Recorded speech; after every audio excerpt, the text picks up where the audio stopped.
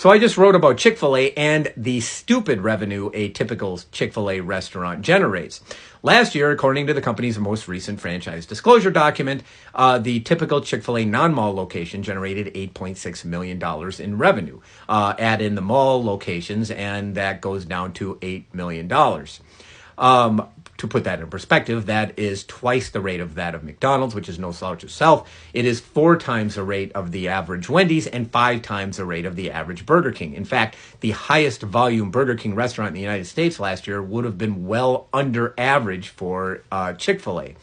Now, Chick-fil-A last year generated $18.8 billion in sales at its U.S. restaurants, which is the third largest restaurant chain in the United States. Based on its level of demand, it certainly could open more locations, but it instead chooses not to do so, keeping its growth relatively slow. In so doing, it does 2 things. First, it spends less in capital costs. It doesn't have to pay for as many buildings or things like that, and you don't have to take on debt to do that.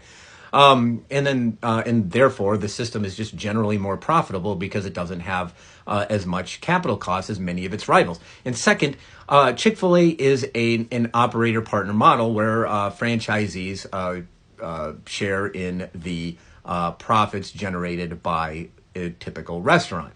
And when it generates more sales per restaurant, those franchisees make more money, and franchisees who make more money are happier and better operators as a result. And then the whole system is more successful and more profitable. It's amazing how that works.